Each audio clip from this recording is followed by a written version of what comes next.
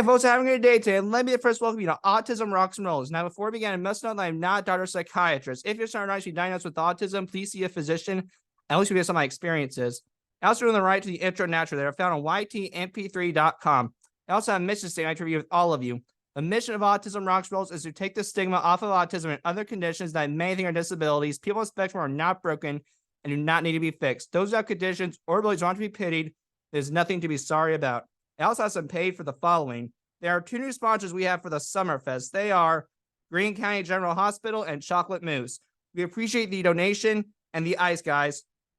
We must give IU Credit Union a shout. We provide a variety of financial services, including mortgages, businesses, and individual loans, investments, and saving items, checking accounts, debit and credit cards, and more. Our digital banking services enable members to handle their financial affairs anywhere they are through our safe, helpful, and user-friendly mobile and financial affairs anywhere that they are through, and web-based solutions.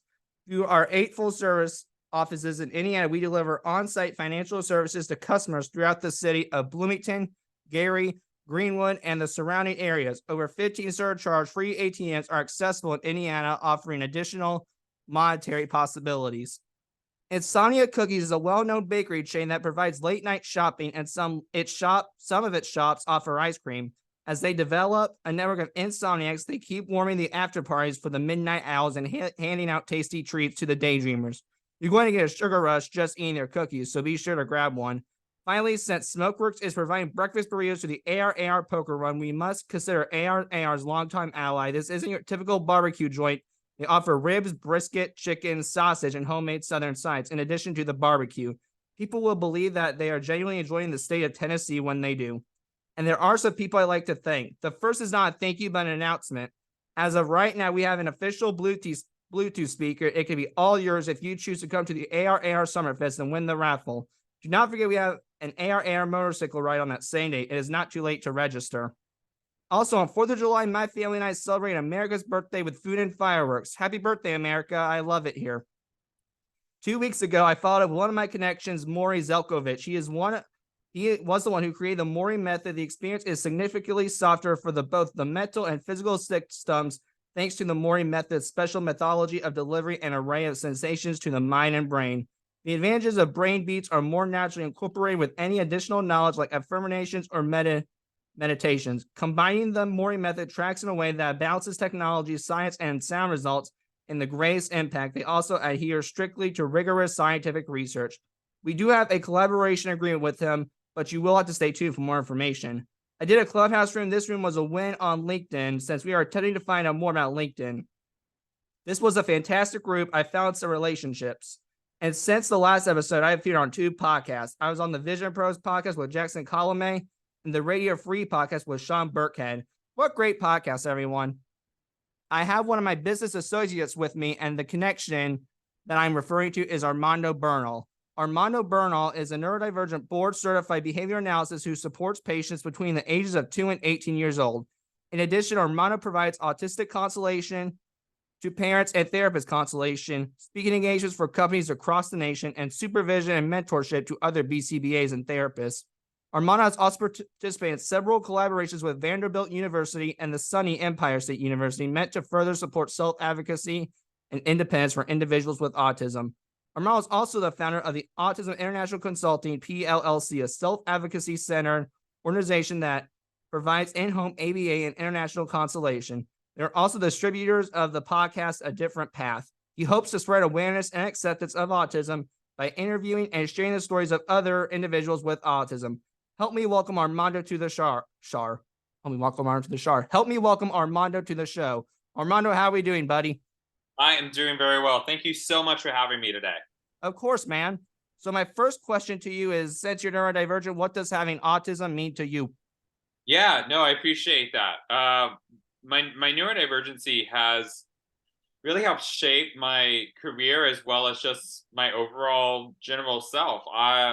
Being neurodivergent is just a part of me. It's definitely not all of me, and it's really given me a lot of great opportunities to meet amazing people. It's gotten us to be connected. It's gotten me to even have the courage to start my own company that I work with my sister on, and together with my family support as well as the support of many others, it's been a wonderful opportunity to be here today and celebrate my own neurodivergency with you. So thank you for having me. Of course. And you're right, though. It's not just all you, but we're on the same mission, I think. I mean, just to change the stigma of autism, to get rid of this irrelevant, irrelevant view that we can't do anything. Bogus. Yeah, no, I mean, and you're right. It's a lot of times the families that I work with in my own company, they come to me and think that autism is a cancer or that their child's life is going to be over before they know it, and that's just not true. And I mean, you and I, you're right. We're on the same path. We're just trying to show parents that a diagnosis of autism doesn't mean that your child's life is over. It's just beginning, and with the support of the families, a lot can be accomplished. I agree. And on the same point, though, I have to understand the parents a little bit because they're going to miss some opportunities. You probably have missed some opportunities. I missed some opportunities. One example I missed on an opportunity is I have never, Armando, been able to make a breakfast, like a full-fledged like breakfast. Like I can make eggs. I could do eggs, Yeah. but like omelets, maybe French toast I could do with help, but like biscuits Yeah. and gravy, no. But I'm Yeah. writing a podcast. Yeah, but you're real good at making a podcast, that's for sure. That's something that's really interesting. Yeah, no, there's a lot of things that I missed as growing up as a child that I'm starting to attempt to learn and trying to learn. I just learned how to ride a bike last year. I just put my mind to it. That took a couple of weeks for me to figure out, but that was something. And with my my company and the ABA, the applied behavior analysis therapy we provide, cooking is a big deal. I love cooking, and I've started to get into baking. And so what I try to do is really provide those kind of meals to the kids that I'm working with, and hopefully they get to take that with them and learn how to make a pizza or two or a couple of hamburgers to celebrate with their families. So no, I'm right there with you. There is quite a bit of things that I wish I learned as a child that now I'm having to learn as an adult. Have you missed any experiences as a child that you can't take back? For example, I can think of one like going to high school prom. I can't take that back. Like I can't travel back in time and go to high school prom. But is there Yeah. any experiences that you miss that you can't kind of that you can't go back on? Yeah, I think a lot of times, and I mean, I still struggle with this today, is my social abilities. It's a real struggle for me to make small talk. It's a real struggle for me to make a lot of friendships. So there's a lot of people in middle school, high school, elementary even that I look back on and I'm like, man, I wish I had had the functionality, the ability, the courage even to step up and maybe talk to certain people. And it just I couldn't because I didn't know exactly how to speak to those around me and not be considered the weird kid, quote unquote, right? And it's looking back, I wish I had the social abilities I have now. I mean, they're still not great, but it's better than I had. So it's something that I try to give the other kids that I work with now the chance to reach those goals. Right. And I'm glad you're doing that, man. So what were your initial thoughts when you learned that you had autism at 10 or 12 years old? Because that's what through research you said it was 10 or 12 you couldn't remember. Yeah, and it's difficult for me because I talk with parents now through advocacy that I think that 10 or 12 is too not too late, if you will, but just it makes it harder. The older you get and the more you then start to realize that you have this diagnosis, the harder it can be accept because you are living your life and knowing that something is maybe just a bit off with you and you're not quite sure what that could possibly be, right? So it was hard for me to just know it at 10 years old when I wish I would have known it earlier. So I really try to recommend to parents, try and talk with your children as early as you can or as early as you think you should.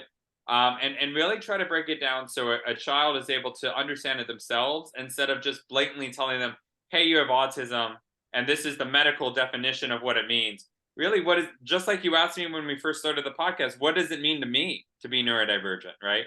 And hopefully giving these kids that buy-in to learn more about themselves is the path that we need to take in order to become more accepting. I would agree with you there. And you're talking about the older you get, the more they don't know. I know I shouldn't say I feel bad because I don't feel bad if you're on the spectrum. You don't. I don't. But I feel bad with the not knowing part. I mean, Yeah. at 10 or 12 years old, I'm just thinking about you at 7, being like, what am I doing wrong here? Yes, exactly. And you know, I've been to a couple of your presentations, and they're absolutely incredible presentations. But you mentioned how, you know, you've had difficulty, you know, making friends, or you've had bullies in the past, and it's part of that comes, you know, of course, from just not knowing how to react to certain people or know how to currently have interactions appropriately in one way or another, right? And it's same thing with me, is that I had a lot of situations in my life where I was like, quote unquote, again, that weird kid that nobody wanted to be around. And through my own connections, through my own interviews, as you mentioned, I do a podcast. I met a 65-year-old that was just barely diagnosed at his 65th birthday, that he had just gotten that information. And Happy he birthday. yeah, exactly. And he explained to me that, you know, he went his entire life being a pariah, being somebody that nobody wanted to talk to. And if only he had this information previously, maybe his life could have been different. So, yeah, absolutely. I'm in total agreement with you. Oh yeah, I not even mistake for 60 years you didn't know it. It baffles me, but I shouldn't be sorry for it, and I know it should be, but it's just where my heart is. Yeah. Yeah. I mean, absolutely. I mean, it was just a different time. And that's what I try to tell the parents I work with is that, look, 60s, 70s, 80s, there wasn't a lot of information about autism. When I grew up in the 90s, early 2000s, and even, you know, when you were growing up as well, Sam, there wasn't as much information as there is now. There wasn't as much being shared amongst social media or the internet about autism or different kinds of signs or diagnoses. So people were really just trying to do their best, and of course there needed to be more and more done as each decade passed, and there still needs to be. But it's you're right. I felt really bad for this individual because it was hard growing up with that, and it still is hard. But it's because of people like you, and you know, I even myself and my company, that we're really looking out for those with autism, and that's what really matters. Oh yeah, and that's something right there. Autism Advocates is key to growing the autism universe. Yes, absolutely. Now, since you're neurodivergent, think of kind of an analogy for him. And if you don't think of one, it's totally chill. But how do you think a brain with autism operates? Huh. In my opinion, right, it's you're just looking at the world maybe a little differently. And in this day and age, people are becoming more and more accepting of these changes in mindsets or these changes in belief systems, which has just been absolutely wonderful to see. This more acceptance of autism rather than it just being a typical awareness of autism. In my opinion, like my own brain, right? I don't understand things that are figurative, or don't understand things that are um intensive, or things that I haven't experienced myself. And that's happened with, actually, when I speak with my wife about it, she may explain certain situations that she's experienced that I've never experienced in my life. And I just grow a blank. And I have no idea how to relate to you. I have no idea how to compare this to anything I've had in the past. So it's a lot more difficult for me. And so that's something to keep in mind with the neurodivergent brain, is that it's in my opinion, it's about experiences. And if you haven't experienced it yourself, it's a lot more difficult. And things may be taken a lot more literal. So my wife has had a bit of humor that sometimes I don't understand, and it's because I haven't experienced that in my past, and so I take things a little bit more literal than I should probably. So it becomes more difficult, and that's something to keep in mind with neurodivergent brains, is that experiences is what runs the course and allows us to relate to others. And in my opinion, at least for myself, if I haven't experienced it myself, it makes it a lot more difficult for me to compare or have a conversation about.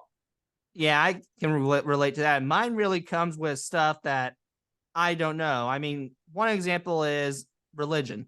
I know I don't briefly talk about it on here, but if you talk about me with Christianity or try to preach me something in the Bible, look, I respect the fact that you're a Christian, or anyone is. I'm not trying to grade it, but I just can't contribute to the conversation because I'm not. I don't know what it means. I would love to learn about it a little bit. I'm delighted to, Yeah. but I'm not going to go to church. Yeah, and that's part of it with myself, right? Is that if I don't understand something, number one, I'll say I don't understand, and I'll just be very uh, not abrupt, but just very black and white about it. I don't understand. I can't relate to this. I can't contribute, as you had said. But a lot of times I'll also add into the conversation, educate me, because I'm not sure what is happening right now. I'm not sure how I can relate to this. Please help me understand this. And being able to communicate that kind of need has been very helpful for me. But again, I'm one person. What I do may not work necessarily for others. And that's very important to understand that it's worth a try to give opportunities to people, but the solution that may work for you may not work for everybody else as well. Right. Now, what is the most rewarding and the most difficult thing about having autism? I think for me, because of my company and because I work specifically with individuals with autism, and in a variety of ages, I found two things. That one, I can relate a lot better than I think other neurotypical people may relate to them too. But also, I have a chance to be an advocate for those that may not necessarily have a voice, and to provide their wants and needs. And I'm speaking more about my more non-speaking individuals, or those that have difficult having sentences put to the ideas in their brain. So I think that's very significant for me, and I've been very thankful and fortunate to have that opportunity. A challenge for myself is still I have difficulty speaking. I have difficulty providing my wants and needs, or I have difficulty understanding or empathizing at times when things seem a lot more clear and obvious in a black and white kind of perspective. So, and it's something that I still struggle with, something I still need to relate to others to. But it's something that I definitely am trying to practice and understand more. It's this mindset of, okay, I may not relate to it, but it doesn't mean that it isn't real, is something that I try to focus on and work through so that I can better support the individuals that I serve. Yeah, all these labels are real, and I think it needs to be a part of us. I mean, we're on the autism spectrum, but it's not who we are. Totally, you're autism, but you know what else you are? Therapist, a Yes. baker now, Yes. a person who likes to cook. Yeah. So there's Yeah. more to you than just autism. Yeah, and that's what I tell my patients and my therapists is that, look, like, autism is just a part of somebody. It's not their whole being. It's just something that makes just a small piece of them. There's so many other pieces of that person that we have to relate to and understand and accept and love, honestly. Your name, yeah, your name is not Autism Bernal, although Yeah. it would be a cool one. Let me put it that way. It should be your middle name instead, Armando Autism Bernal. Now, what advice would you give to someone who just learned they had autism? Yeah, no, that's a really good point. So, I mean, for those that have just learned about autism, there's just a whole world out there. So, I would think, I would say initially, find those that will support you through your own diagnosis, those that will love you no matter what, those that will provide guidance for you, and that could be your family, that could be guardians, that could be friends. For me, it was friends and family, and now my wife has joined that, and her family has joined that.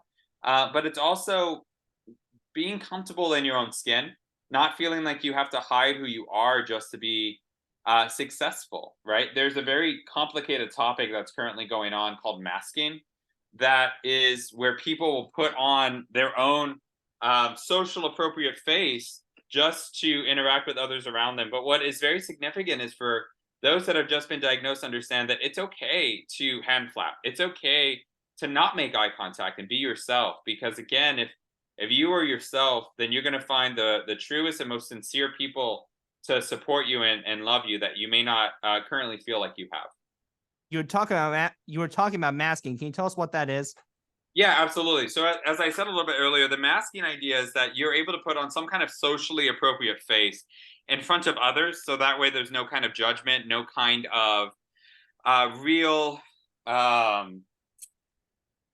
inept quality, if you will, toward it, right? So, for instance, if I was to hand flap in public, I may be looked at differently. I may be looked down upon, and so in order to try and save face, if you will, I'll try and just keep that to myself. Understand that there's a time and place to accomplish these things that I want to do, and do that. But the downside of this, right, may sound good at first, is that it can cause it to be a very exhausting process and something that will really take a toll on me later in that evening, later in that day. And so it has its pros and cons for sure, but it's just very significant to let people with autism understand that you can be yourself and that's okay too. You don't need to just hide who you are in front of others in the hopes that you won't be looked down upon. Yeah, you were probably thinking when you would go out and about, don't flap, don't flap, don't flap. And it was exhausting.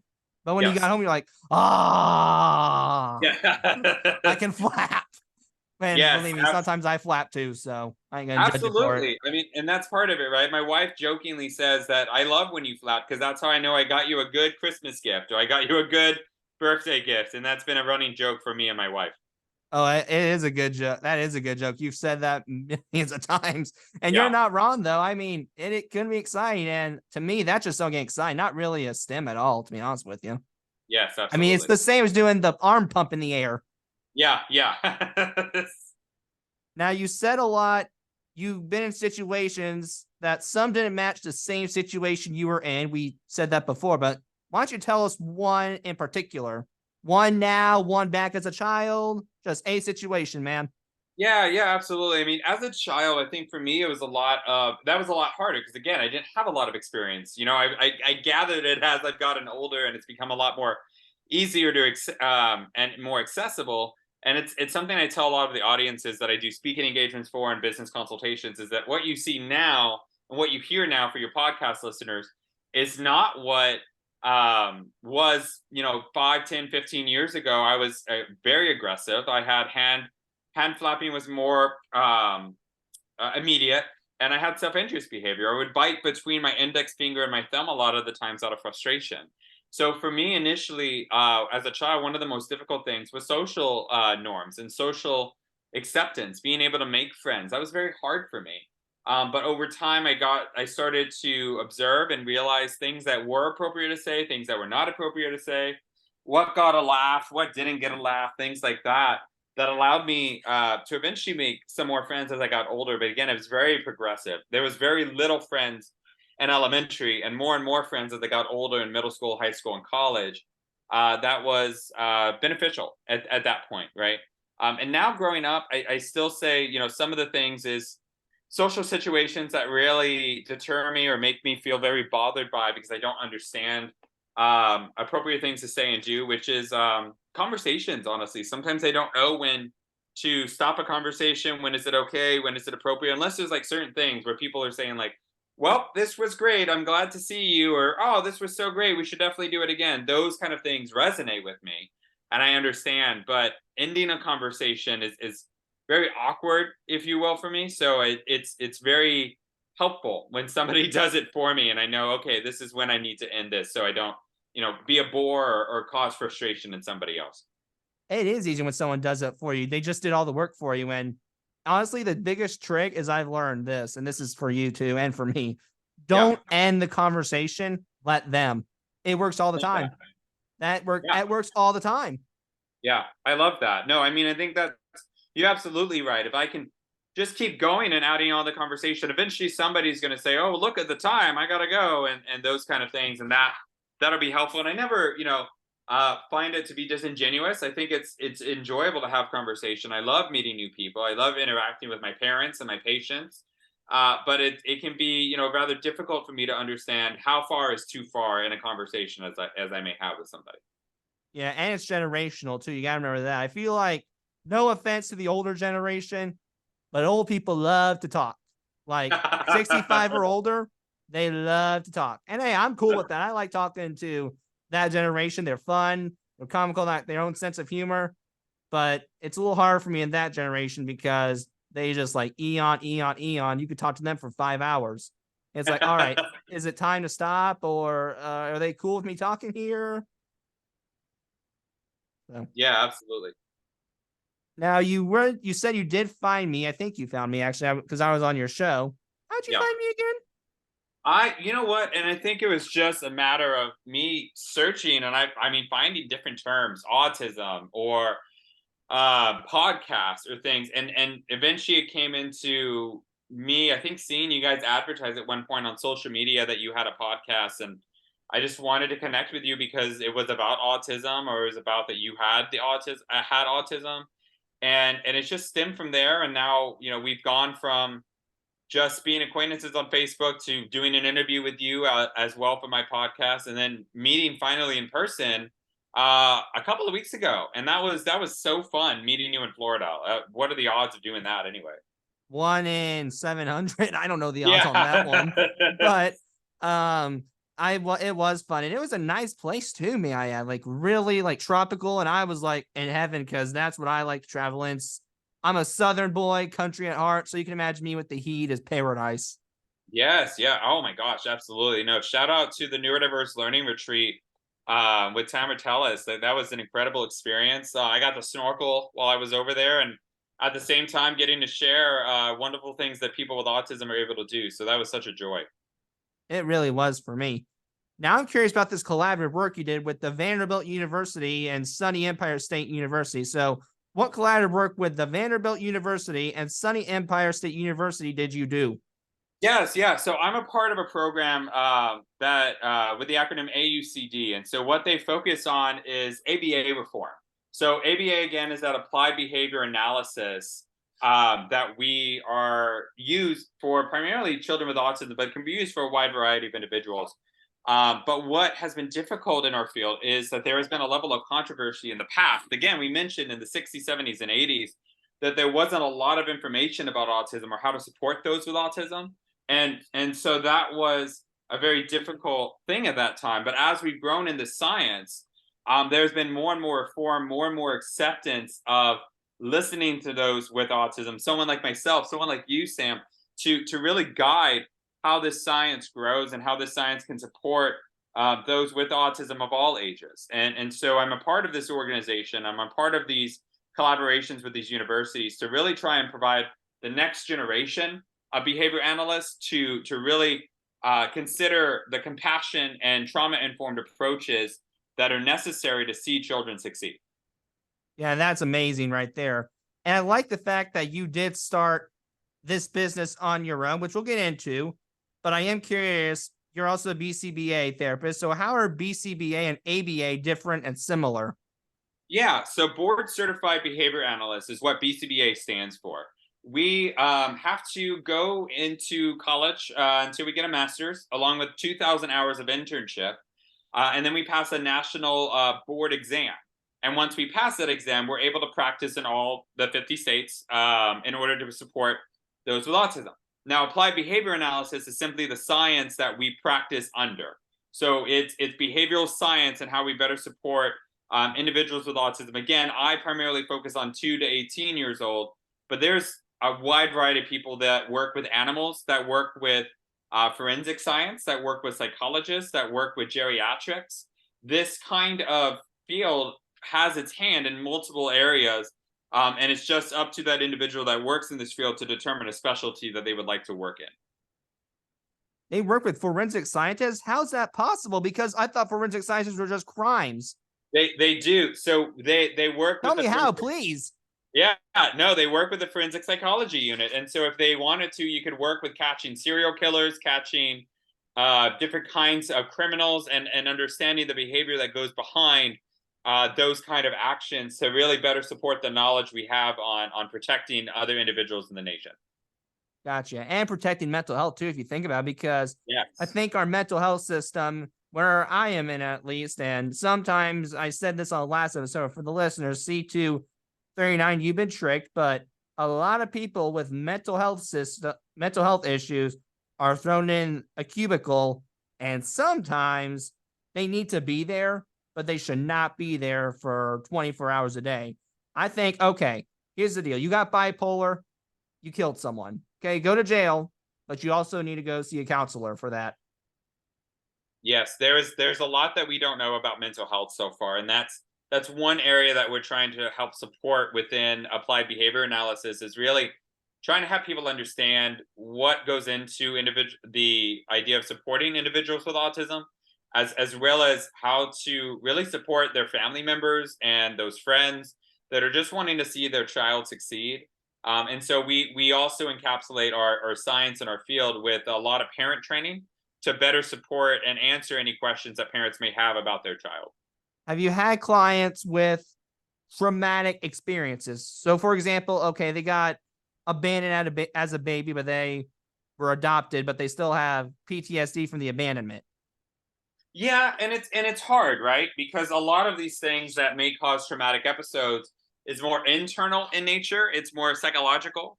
And so what we do a lot of the times is that we're very big on collaboration in my field. So we'll work with speech therapists, we'll work with psychiatrists, psychologists, occupational therapists in order to provide a more well-rounded establishment practice. And through the support of these professionals, these amazing professionals, we're able to really accomplish a lot with seeing the success and the independence of that child.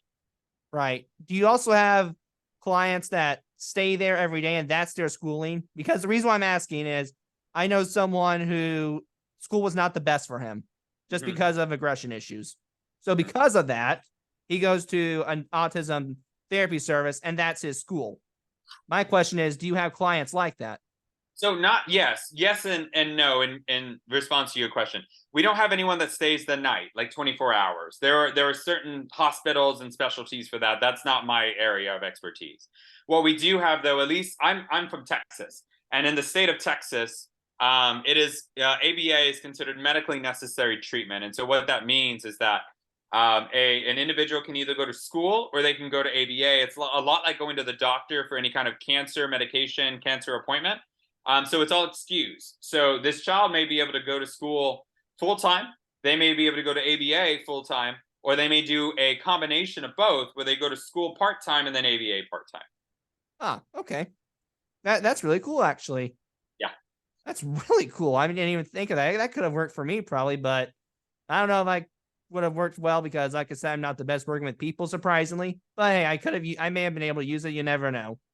yeah. I mean, we get a lot of those kind of situations where it's not just for kids with highly aggressive behavior or highly, problem behavior. It's also for kids that just need a little help with social skills. And I mean, again, the science that I practice now, I use on myself on things that may be difficult for me. I try to practice and I learn from it to really try and better myself as a person in general. Gotcha.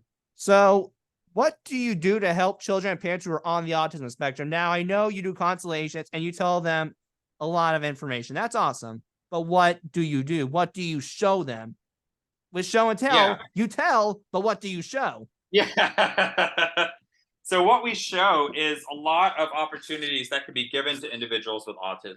So I'll give an example of my older kiddos, is that this kind of science, this kind of therapy is not meant to be used for years and years and years. It is meant to provide enough support that a child or an adult, whoever it is, can reach a level of independence they didn't have before. So my 15, 17-year-olds, 18-year-olds, yes, we are working with them on social skills, but we're also trying to work with them on how do you get a job? And so it's shown by their ability to get a job, go into schools, go into other kinds of job opportunities where we're also able to collaborate with their manager and provide support to them in the job site. In addition, my littles, again, are not supposed to be in this kind of therapy for years and years. We also provide them enough support where they can then go back into school. I jokingly tell my parents that I'm trying to work myself out of a job. I don't want to be with you guys forever. I just want to be with you long enough where you have the support and the knowledge that you need in order to decrease any kind of problem behaviors your child may show in the future. Gotcha. And hey, if you can help them get through it, that's enough right there. I think that shows a good day in work is, okay, they stop punching walls, but they may be doing something else, but they stop punching walls. That's a success right there. Correct. Absolutely. Now, I am curious. You say you also do therapist consultations. So how do you help therapists during therapist consultations? Or what's the one thing you tell therapists before they do the job? Yeah, no, it's a great question. So I do a lot of consultations for sure. With my therapists, it's having them understand that they are making a difference each and every day that they are providing this therapy. That this isn't something that you can really do halfway or part of the way, because it's because of this therapist that they're able to be potty trained, that they're able to eat certain foods that provide them with a pretty solid diet instead of just eating chips and candy all day long. being able to live on something that is very nutritious. It's because of the therapist that parents feel that their child has a chance at a quote unquote normal life, at the chance of becoming independent. So my consultations allow the therapist to feel better supported as they work with this kid, but at the same time have them understand that it's because of their diligence and their hard work that a child is able to be successful later on.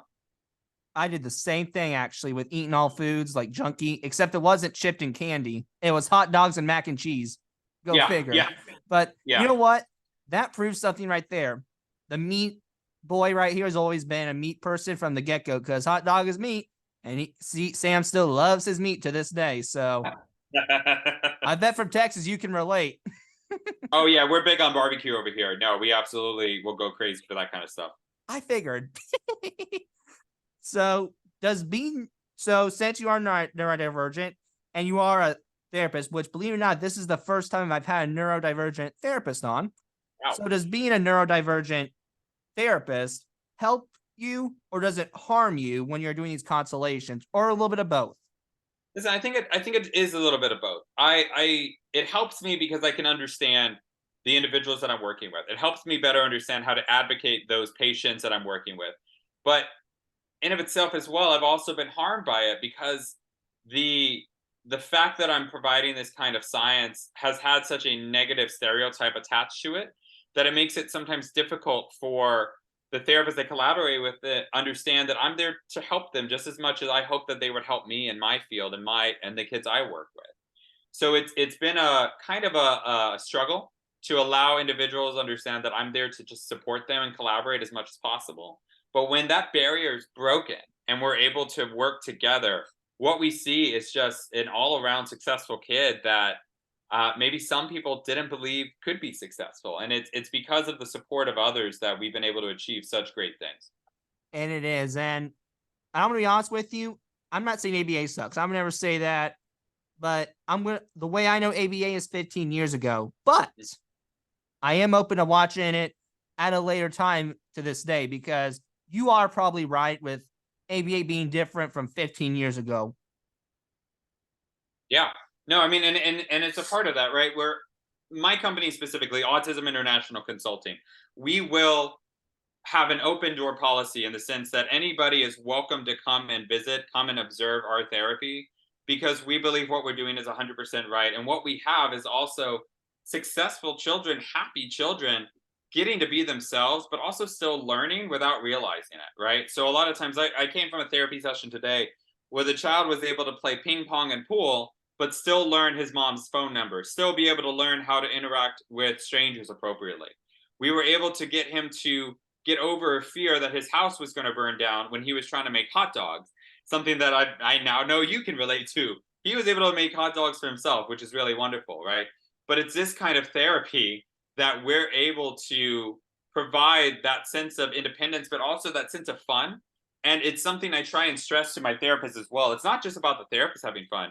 It's not just about the patients having fun. It's also you, the therapist, having fun, because those kids can pick up on that. And if you're not enjoying your time with them, they're going to realize that. So it's very significant to me to really value the opinion of my therapist, value the opinion of the patient, especially if they are functional enough or are able to speak enough to provide that kind of opinion. Then I'll take that well into consideration, because they need to be in charge of their own therapy. And that's how we differ from 15 years ago, because we're child-led and we're just trying to do what's best for the child at the same time of considering what they want to do in the first place. Does your company ever take them to their environment? So, for example, maybe, okay, he likes to play pool and ping pong.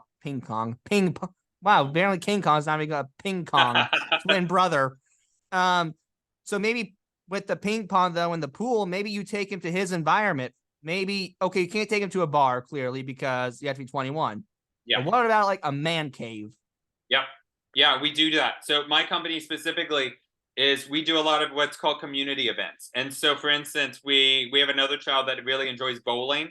He's in a league, but he has really a hard time with social opportunities to work, to talk with other people while he's bowling, to make friends while he's bowling. But it's one of his favorite things to do.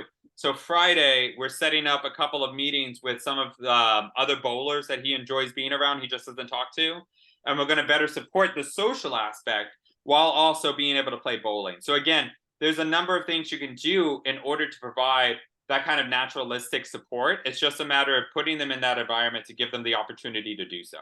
That's really cool. I have a friend that's really good at bowling too, and believe it or not, he's actually so good. He's placed third of all of Indiana in the state Special Olympics. That is really cool. That Like may be third someone place. Yeah, What? that's awesome. I would love the connection. I'm sure the patient that I'm thinking of would love to get any kind of hints or advice he could get from his bowling. He said he bowls right now like a 200 or 250, and he was just over the moon about that. Oh, he gets tire scores. Like every time I'm watching him, he's strike, boom, strike, boom. I'm looking at his score. I'm like, how are you doing this? I get gutter balls every time I go bowling. That's so awesome. Oh, it's amazing. I'm like, that is success though right there. Sure, he might live with his parents, but he can bowl and win medals. Yeah. Yeah, absolutely. You don't call that success? Something's wrong with you. Yeah. Now, folks, we right back right here an ad from the REMC. So let's get to it. REMC UDWI provides families with electricity and quality, efficient service while maintaining a financially healthy and rate competitive position in the industry through teamwork, mutual respect, and an ongoing commitment to their members. As a cooperative, they are owned and operated by their members. That means that the employees at REMC are there to serve their customers with a history of dedication and longevity. They take great pride in providing people with the very best customer service. The people working at REMC are the world's most friendliest staff, and you will be comfortable when you talk to them. There's no reason you should not explore REMC UDWI today. All right, folks, and yes, and if you go, you'll do the electric slide. So now, Armando, I want to talk to you about your speaking engagements a little more. So can you tell me some of the speaking engagements that you've done, minus the Tamara run, because I know about that one, but is there any I don't know about? Yeah, absolutely. So outside of the visit with Tamara and the neurodiverse learning retreat, as I said, I do speaking engagements for different universities. So University of Washington, I have an ongoing twice annual speaking engagement. I was invited to Missouri to be a keynote speaker on the topic of masking for a group of teachers in Missouri, and then I'll be headed to South Carolina in early August, again to speak about special education and autism to a group. There's a variety of different aspects and conferences that I try to be a part of.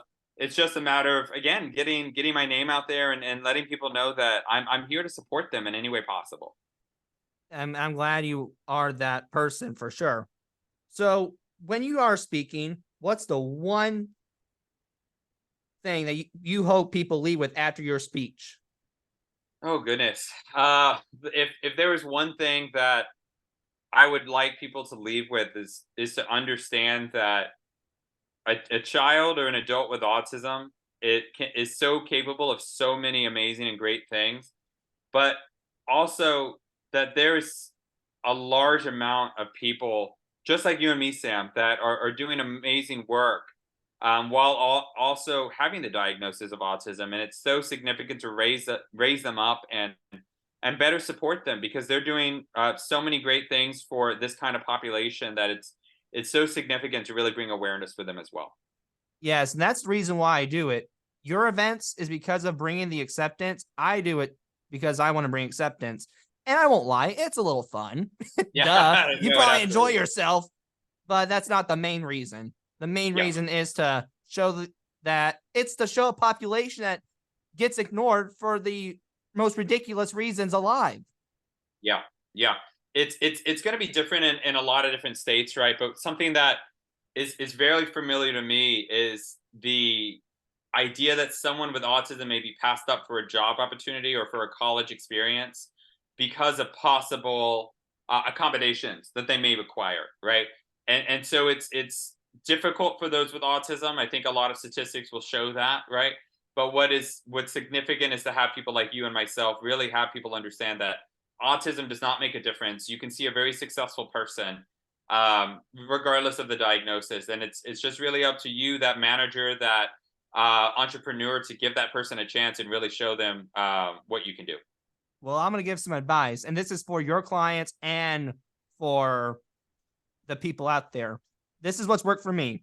Self-employed or use your connections. So the podcast, I done it on my own, right? You Yeah. made your business on your own. We Yes. made the opportunity. So that's why I want to encourage is if no one's giving you the job, take the job. Like you take it, you grab it by the throat and you squeeze it to make it your lemons. Yeah. Yeah. No, I got to tell you that was definitely an issue for me. And I've said this previously in presentations that it was harder for me to work in already established jobs or already established companies because of that whole accommodation issue. And eventually it led me to opening my own company. I do this with my sister, who again, I could not do this without my sister or my family. But because I help make my own position, I mean, my company is doing well. I like to think I think it's successful. I hope it is, for the sake of the kids that I'm working with. And because of that, I can be my own boss, and I can really run this how I want it to be, and hopefully run it in such a way that autism and those with autism are at the forefront of everything we try to accomplish. I agree. Yep. And then my second piece of advice is utilize your connections. So, okay. One example is I did a Taekwondo class for a long time. And for the listeners, C129, a black belt's journey. But because of that previous connection, do you know how much work I could do there? Because they wouldn't care about the autism diagnosis. Oh, They'd be like, oh, he has autism. Cool. Okay. You can work now. Yeah. That's it's really the same cool. way. And your clients, I'm thinking, you're trying to help them get jobs, right? And you're trying to help them do the job skills. Why not have them play a small role in your business? Maybe for the day they're the front desk clerk. You don't want to give them something too extreme where they screw it up and it's done and it's unfixable. But maybe, okay, work for the front office. Oh, they make a mistake. No, this is what you do. Yeah, absolutely. So you also done some supervising as a BCBA. So what is the one thing you want to tell other BCBAs as a supervisor? Yeah, no, I love that question. It's for a lot of BCBAs, there's some issues that are going on in our field currently where it seems that some are too scared to maybe ask some questions about neurodivergency because they're worried about being either ignorant or not being able to fully respect that population. So I really advise a lot of BCBAs to just ask. And because the worst that somebody can say is, hey, I'm not comfortable with that question. Please don't ask that. And you learn from that, right? But it's so significant for us to be open, transparent, and be willing to support one another. And so I really open the door to any BCBA, any kind of therapist that's seeking advice or support in such a way, any of your listeners, to look for me. And I'm happy to answer any questions that you have. I'm a very transparent person. I just want to keep that going for everyone.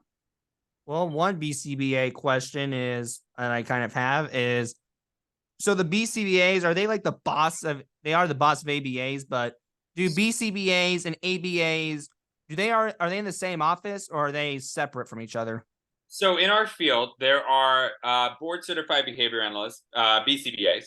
There's BCABAs, which are board certified assistant behavior analysts. There's registered behavior technicians, which are RBTs, and behavior technicians, which are BTs. And so the BCBAs are able to are the ones that provide the programming or the targets, the goals that a child has, whereas the RBT or the BT is the one that is providing the opportunities for those targets to be completed.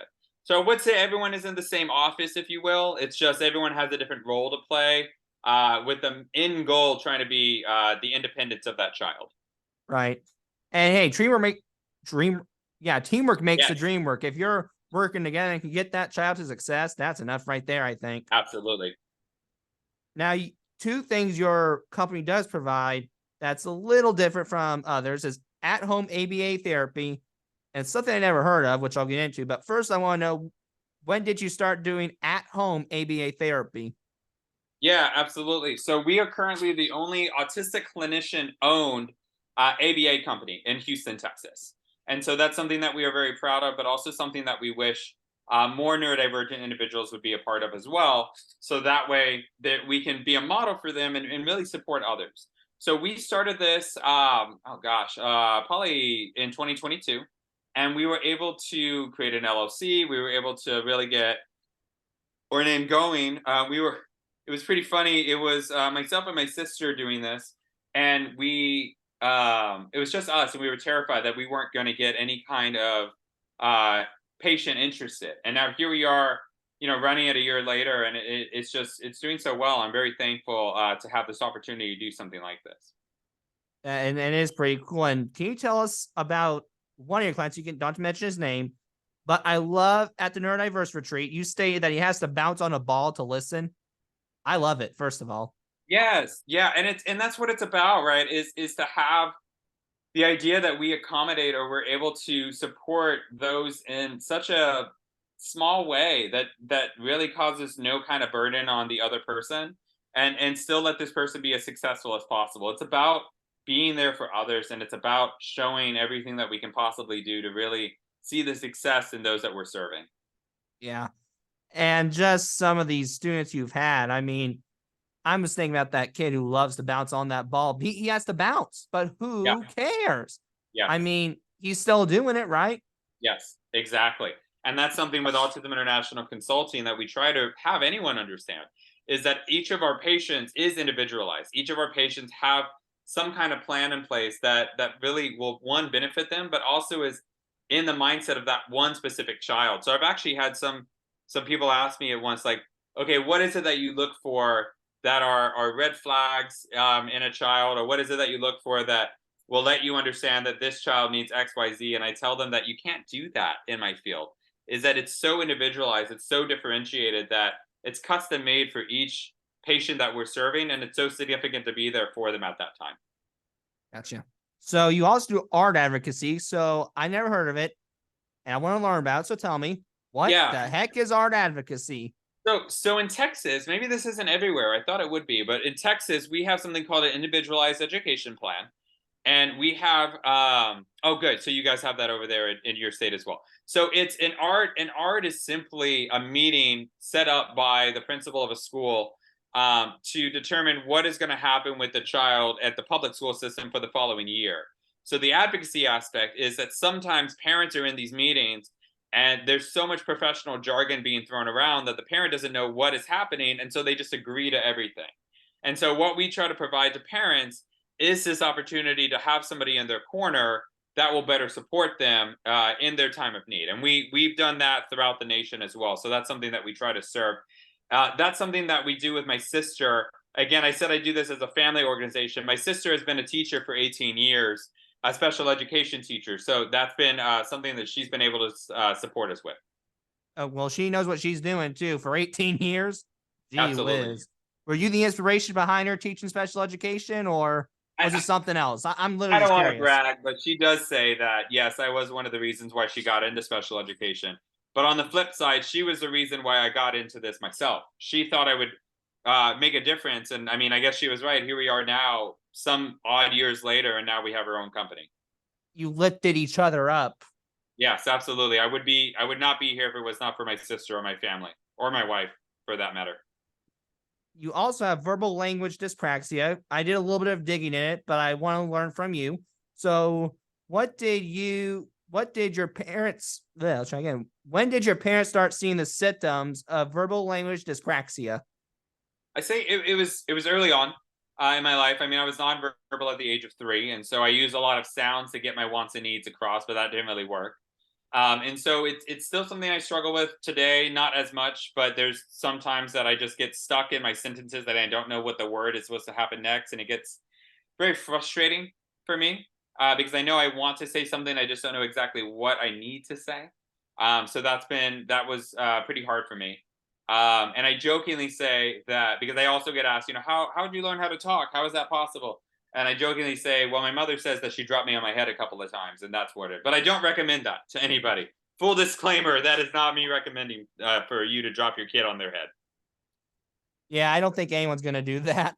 But you also you were in a self-contained life skills program. So, when did your parents decide to put you in a self-contained life skills program? You did some digging, that is for sure. Yeah, I was in a self-contained life skills program. It was in Texas. That's the variation we have for special education, but for pre-K kids, or those that would be like daycare kids. So I was in that, and they just, again, the school said that that would be something that could be helpful for me. I don't remember all that much back then. That was quite some time ago, but it's something I was a part of and not something I'm ashamed of. Well, that's some good news. And do you think it was kind of a Temple Grandin shop class? Because let me explain. So for the listeners, C120 for Pictures from the Ranch by Temple Grandin, but she believes in shop class, as you can tell. But there's a good reason. It's a sense of independency. So it kind of sounds like you were in not the shop class, clearly in the construction area, but you were in the home ec area. Sure. Yeah, I guess you could use that analogy. So you also are a valedictorian. So how'd you find out you were a valedictorian? I was valedictorian. And it's, it was fun to do that. That helped pay for some of my college when I got into I went to Texas A&M University, so Whoop Aggies and Gig 'em. And I was there for my bachelor's as well as my master's. And it was a fun time because one of my closest friends that I have, her name is Lucia, and she excuse me, we were in competition neck and neck throughout our lives. We went to the same elementary, middle school, high school. And so we were competing for valedictorian. She ended up being salutatorian at that time. Did you afterwards go? Yeah. Yeah, funny enough, she actually was the one that married my wife and I. She was the one that did the vows for us. So that was very I was very lucky to have that. She's probably thinking you got married first and you beat me. Now, if you give one piece of advice to any valedictorian, autism or not, just any person who wants to be a valedictorian, what would it be? Yeah, and enjoy college. Have a great time. Yeah, that helps pay for school. At least it does in Texas, but it's really going to always come back down to the memories that you get and that you have in college, because it was a really great time to be there. Yeah, I mean, Fall Out Boy says it itself. You probably go back to it sometimes and say thanks for the memories. Yeah, absolutely. Now, you did go into the university with the special education graduate program. So how'd you get into the Texas A&M University Special Education Graduate Program? Yeah, that's been one of my joys. I have the diploma in the background here for that. I've loved A&M. They had a great program, wonderful professors. I'm still connected with them. I'm still connected with some friends that then went on to do the doctoral program. But that's I think what really set up my goal to try and accomplish certain aspects of my life. I again, a podcast. I had heard a podcast at one point. I don't remember who said this, but he was talking about his graduate time, and he said that the piece of advice he got was to always say yes to anything that comes up during your grad school. And so that's something that I've just carried on with me, both from grad school and now into life, that if an opportunity comes up, it may be best not to say no. Maybe best to say yes sometimes. Even this interview right here was an opportunity that I did not expect. I'm very fortunate to be a part of this. And so I said yes. And now here I am. And it's been a really great experience. I'm glad you think that. So you are a podcaster. So when did you start a different path podcast? I heard it was after your wife saying, get a hobby. Yeah. Yeah, no, it is. She said I needed a hobby at the time. I think it was during COVID, if I remember correctly, that I decided to start something like this. And, it was still part of my job. It was still in the job field, if you will, the autism aspect. But it was a fun time. It was a great time. I think everyone started a podcast in 2020. But it was something that I'm really proud of. And I'm happy to have shared it with as many parents as I did. Gotcha. Can people still find it somewhere? Yes, if you go to my website at www.autismintl.com, all of my episodes are still listed there, and they will be until the website ever gets shut down. And I still have some interviews that I've done, including yours, Sam, that I need to edit, or I need to just submit already for people to hear that as well. I may get back into that as things slow down a bit with the company as it continues to grow. Oh, yeah, I can see it's rapidly fire growing. I can tell you're going to get a lot of more clients. I think what makes you separate is that in-home ABA. I think that's kind of your lifesaver. Yes, no, I appreciate that. It's been a real joy. We've been able to find a lot of amazing parents that have trusted us with their children. And And we're very thankful for that. We understand that our therapists, our parents, we would be absolutely nothing without them. And so we really try to value them and have them understand we appreciate them as much as possible. Yeah. Now, folks, we'll be right back. We're here an ad from the Doug Flutie Jr. Autism Foundation. So let's get to it. At the Doug Flutie Autism Foundation in Massachusetts, people are receiving hope. The organization was established in 1998 by Doug Flutie, former quarterback for Boston College and the NFL, and his wife Lori, in the memory of their son Dougie, who was diagnosed with autism at the age of 3. The goal of the Flutie Foundation is to improve the quality of life for those with autism and their families. The biggest action they like to do is give grants and host their annual Stars on the Spectrum golf event. Our goal is to offer chances for physical and social activity outside of work or school, a path for education or employment during the day, and the resources needed to always feel safe, supported, and informed, the Doug Flutie Jr. Foundation says. Make sure to visit them on their website, www.flutiefoundation.org. That's www.flutiefoundation.org. Or follow them on Facebook, Instagram, Twitter, or even YouTube to see all the stars they have to offer. And you never know, you might be able to meet one of their stars if you are so kind and they allow you to do so. Finally, if this was a testimony, this would be my testimony for the Doug Jr. Autism Foundation. All right, folks, we're back. You might meet Doug Flutie there. You never know. So Armando, you also were a special education teacher. So what advice would you give to others who are considering going to be a special education teacher? Yeah, no, absolutely. I think that being a special education teacher is, one of the most incredible positions. Really, being a teacher in general is an incredible position to be. And it's so great to be a special education teacher because you're helping, again, to shape these lives that really need support in so many different kinds of age ranges, from to the kindergarten to all the way to high school, a little bit further than that, right? And being a teacher are people I truly admire, because without the teachers, we really wouldn't be anywhere. And it's through their collaboration and through their support that we've been able to really grow and know that we're not alone in this, that we can help the kids we're serving, as well as the kids that may be in the schools that are out there as well. I commend teachers anyway, regardless, because I can never be a teacher. And it's not because of the kids. Believe it or not, I actually have a shockingly surprising effect of me liking kids. I'm surprised I'm good with them, but I am. It's just I couldn't find the balance. I couldn't find the balance of, okay, it's time to be playful and fun, because I want to be nice, but I don't want to be too nice because they'll take advantage of you. Yeah. Also, gotta figure out, okay, hey, zip it.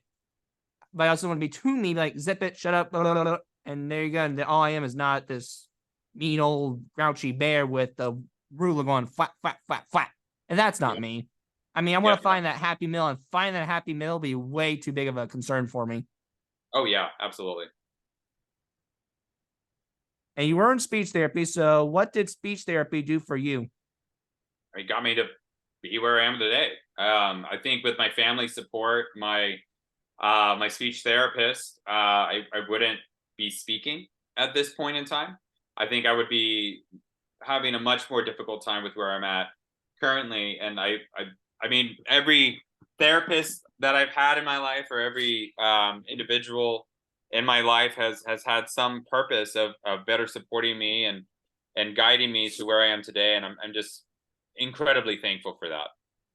What did you guys do during your sessions? Do you remember anything you did? I honestly, I wish I could. I have no idea. I know they help because I'm speaking, and I know speech therapy now. But I just have such a very big commendable appreciation for speech therapists and really any professional in this field, because of the amount of kids that we're able to support. So I don't remember. I wish I did. So it could be more fresh in my mind. But again, I was pretty young when this happened, unfortunately. I had a great speech therapist too, and I had speech therapy from K to 12, but I felt so bad. She was wonderful. I love her to death. Still want to keep in contact with her. At the time, though, I can't understand her because there's a language barrier because she's not in the United States. So I'm like, what? What? Yeah. What? Huh? Can you say that again? Maybe more English, please. If you can. Okay. You also were bullied, like I was. So are there any bullying stories that have affected you today? No. Not really. I mean, it was more I was able to learn self-defense at those points in time, right? And it's just a kid not having full understanding of my own diagnosis. And I mean, as an adult now, I can't go back and blame, a child in that sense, right? It was a different time, and it was a It's different, your fault. yeah, exactly. And it's a different situation, right? And it's not that I commend it in any way, not in the slightest, but it's just a part of my past, and there's really not really much more to say about that kind of thing. When did you start seeing the bullies were the ones who had the issues? Probably high school, I guess. When I saw it happen to other people that were not me, and it's then like, hey, like something's got to change. And I try to become, talk things out with people, and that was helpful, and people understood a little bit more. But that didn't happen unless people were older and understood and more accepting. I understand you there. Now you did start disclosing. So when did you start disclosing? Right after not high school, excuse me, right after college. It became more and more evident that I could do a lot more good than not if I did disclose finally, and that's really, I guess, helped get me to where I am today, regarding my company, regarding my opportunities that I've been given. It's been a real joy, and I would never take it back. I wish I would have done it earlier, because maybe I could have helped out more people at the time. Gotcha. Well, I want to go back to the bullying for 1 second. I just want to know, what advice would you give to someone who's being bullied for their differences? Yeah, if it's something like that, and it depends on the age, right? But if you're much significantly older, having a conversation is always going to be important, right? Is having that conversation like, hey, I don't appreciate this, I don't feel good about this, this makes me uncomfortable, that kind of thing. But if you're younger and you're still learning about advocacy, or you're still learning how to defend yourself, the most important thing you can do is probably go see an adult, a parent, if you will, a guardian, to really explain to them what's going on, and have them better support you in your situation. So that way it can really truly be handled. Yeah, I would try the teacher first and then the adult, Yeah, because absolutely. a teacher might be able to do something. Now, teachers can't do it everything all the time. They can't be your babysitter, but Yeah, they can try to help in some way if possible. yeah, yeah, absolutely. Now, folks, we'll be right back here an ad from the Bluebird, so let's get to it. Have you ever wondered what is the most fun thing to do in Bloomington, Indiana? If you do not know, I have the answer for you, because it is time to bring your best dance moves to the Bluebird in Bloomington, Indiana. This rock club does not only host live music, but has karaoke nights as well. Please visit the Bluebird at 216 North Walnut Street, Bloomington, Indiana 4704. If you have any questions, please contact them at 812-336-398. I repeat, that is 812-336-398. Or leave them an email at their email address, dkubiak1@gmail.com. That is spelled DKUBIAK1@gmail.com. This is the place to be if you want to have a great time. I can promise you that. All right, folks, we're back, and you might see a bluebird there. You never know. So I do want to know more, Armando, about how your wife, so you met your wife through a dating app, which I agree when you said something about a dating app on a previous interview. Online is so much better How did because, you find this? That's hilarious. oh, I found it through an interview. It's on YouTube. But you said it was so much better online. It is for me too, because you have to think on your feet. I need time to analyze like you. Yeah, yeah, no, the online really made things a lot easier for dating, if you will. And I've since her, I've never looked back. It's been obviously just an absolute joy, absolute dream. I get to come home to my best friend every night, every day. I get to see her, and it's so cool. Getting to just be in the middle of the night. Hey, do you want popcorn? Hey, let's get ice cream in the middle of the night. Like, that's amazing, and it's really cool. We're coming up on a year in September, so I'm very happy about that. How has your wife helped you autism and non-autism wise? I'm sorry. Repeat the question. Sure. Let me find it. Okay. How has your wife helped you with? Let me try again. Oh, help How me. has your Okay. wife helped you autism and non-autism wise? Yeah, yeah. I think help me, right? She puts me in situations that maybe I would be typically uncomfortable with, and has helped me get through them. Because if I hadn't gone through them, then I wouldn't have been through some things that ended up being a lot of fun. Yeah, whether that's a social experience, whether that's some kind of crowd, some kind of issue that I normally would have, and she's been right there with me, which has been really phenomenal and really a joy. Things that she's helped me that have been outside of the autism spectrum is probably also facing my fears and also getting to experience things that I typically hadn't before, and getting to enjoy the things that she enjoys. She really loves animals. She really loves diseases and epidemiology, if you will.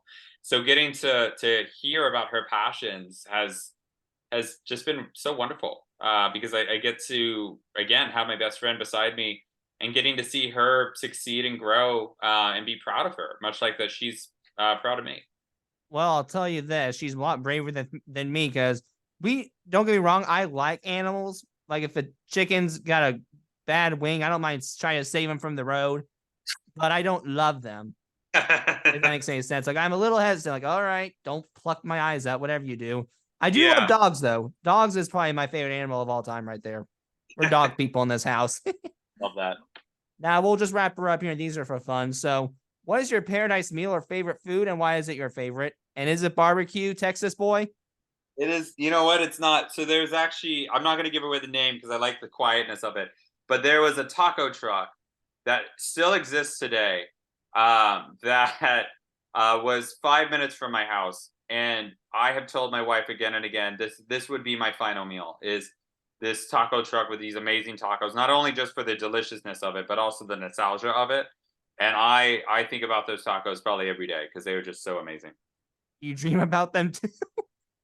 Every day, they're so Gee good. whiz, man. Is that tacos pretty good though? Like, how about just you guys tacos in general? Oh yeah, no, they're absolutely, yeah, no, I love our tacos. No, Texas tacos can't be beat. They're amazing. What's different about them? What's Texas tacos different from regular tacos? They're just original. They are just every day is just a real, like if you have them, it's a treat. It's such a joy. I would not turn them away for anything. They're great. Okay. So what's your favorite movie or TV show and why do you like it? My favorite is Interstellar. I don't know if you've ever seen that movie. It's by Christopher Nolan. The plot, long story short, is basically the world. It's in the future.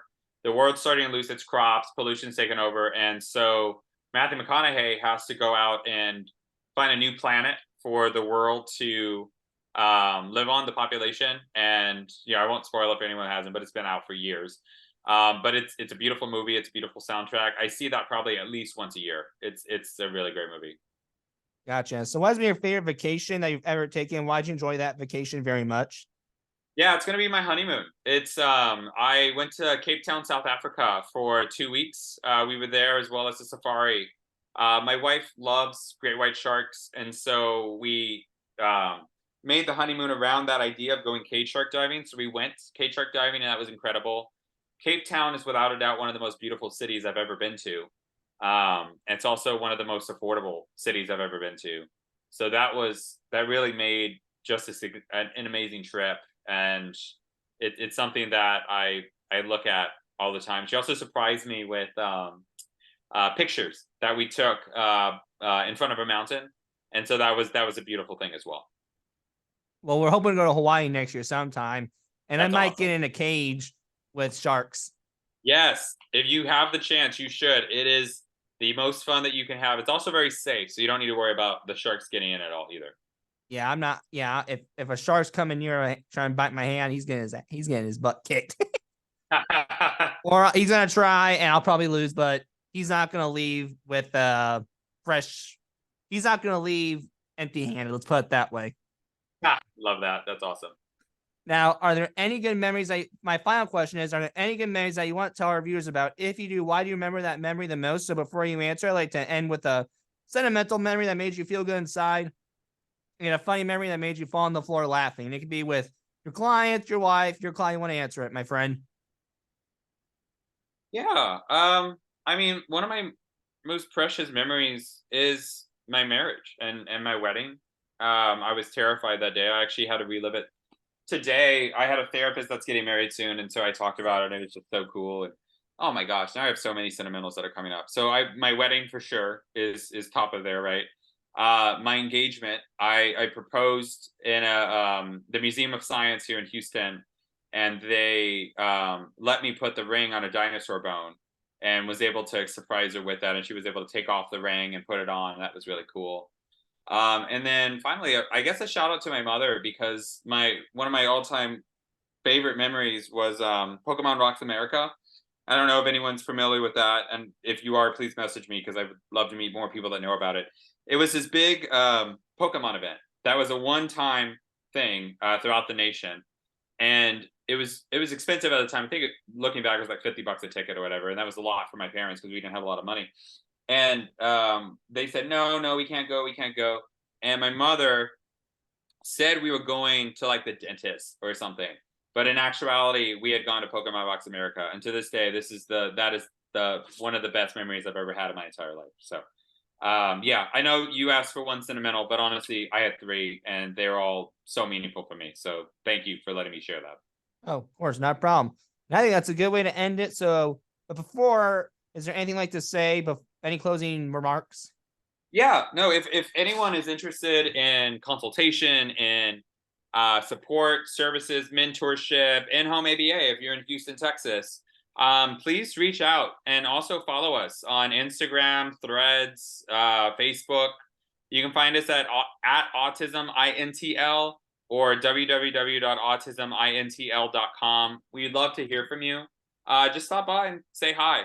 Looking forward to it. And thank you so much for having me, Sam. This has meant the world to me. I really appreciate it. Oh, of course, man. I figured after we got to know each other, I think we need to hear your story. I think you got a good one, and have a great one, my friend. Yes, you too. Take care.